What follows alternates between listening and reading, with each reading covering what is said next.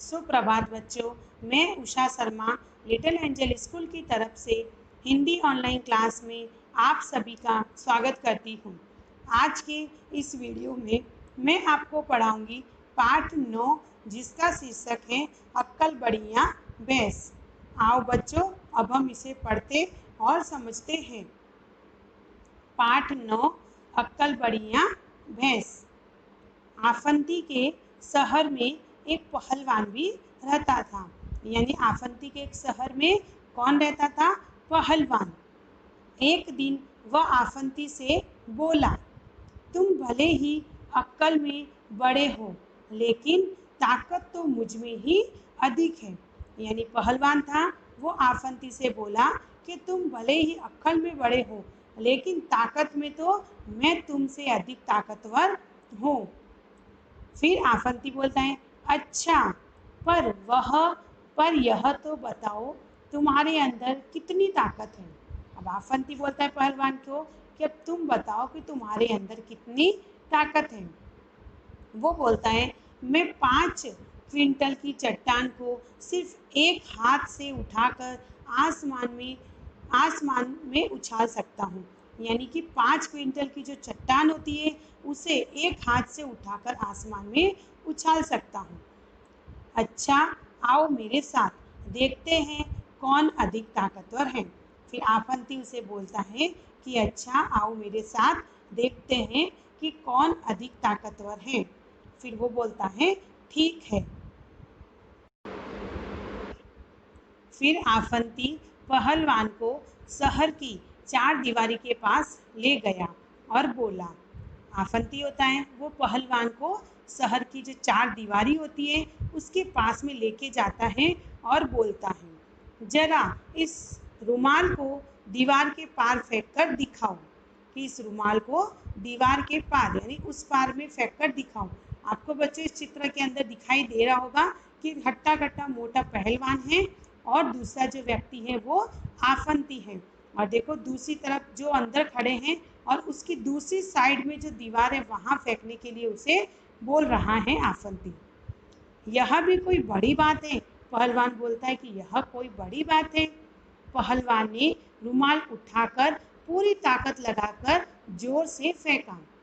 पूरी ताकत लगाकर जोर से उसे फेंकता है,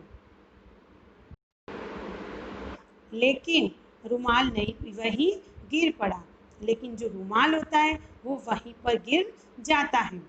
आफंती ठहाकर मारकर हंस पड़ा। फिर आफंती होता है वो बहुत जोर जोर से हंस पड़ा। अब मेरी ताकत देखो। और वो बोलता है कि अब मेरी ताकत को देखो।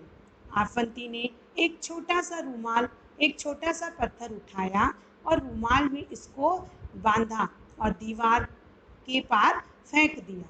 और आफंती होता है वो क्या करता है, रुमाल के अंदर एक छोटा सा पत्थर बांध देता है और फिर उसको फेंकता है।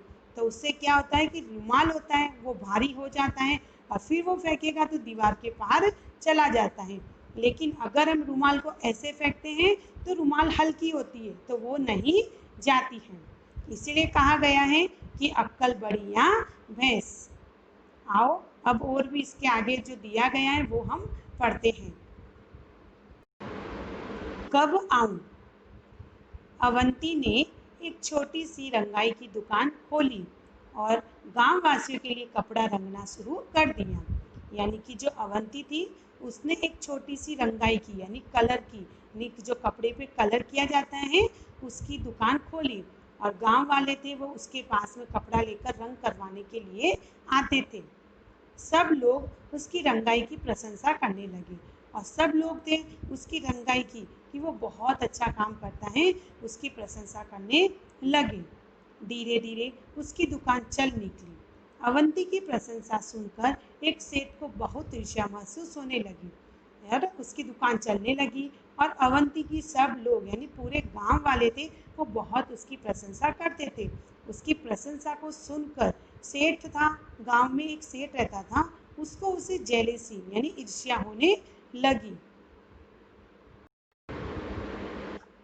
अवंती को परेशान करने के लिए वह सेठ कपड़े का एक टुकड़ा लेकर अवंती की दुकान में जा पहुंचा।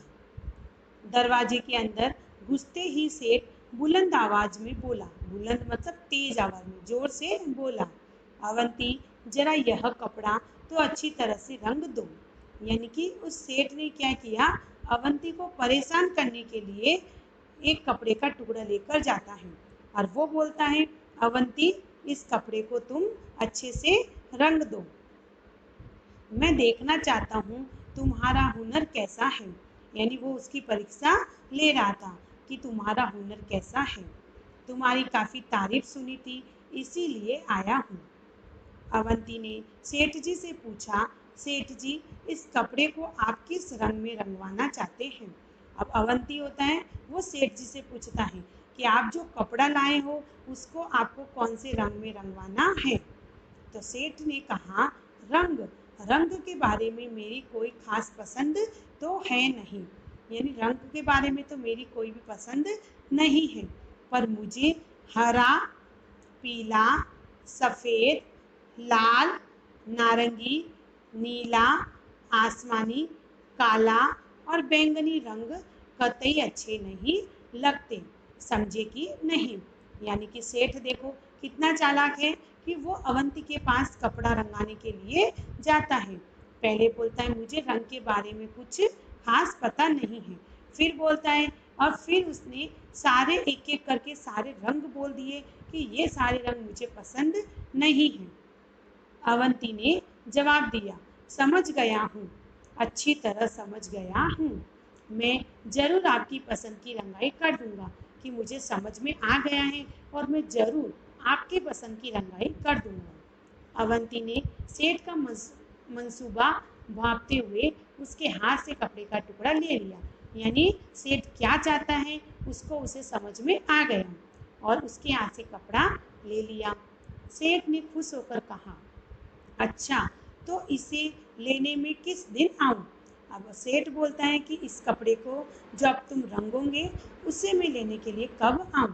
तो अवंती ने कपड़े को अलमारी में बंद करने के उसमें ताला लगा दिया और सेठ से बोला, आप इसे लेने सोमवार, मंगलवार, बुधवार, बृहस्पतिवार यानी गुरुवार, शुक्रवार और शनिवार और रविवार को छोड़कर किसी भी दिन आ सकते हो। यानी अवंती था वो बहुत ज़्यादा होशियार था, उसे भी पता चल गया कि सेठ उसे परेशान कर रहा है, तो उसने भी उसे जैसा उसने को आंसर दिया वैसा ही उसने उसे भी आंसर दिया कि आप इनमें से कोई भी दिन आ सकते हो। सेठ समझ गया कि उसकी चाल उल्टी पड़ चुकी है, अतः भलाई धीरे से खिसक लेने में ही है। फिर उस सेठ ने दोबारा अवंती की दुकान में घुसने की हिम्मत नहीं की। अब बच्चों आपको भी पता चल गया होगा कि अवंती कितना बुद्धिमान था और सेठ उसकी परीक्षा लेने के लिए ही आया था।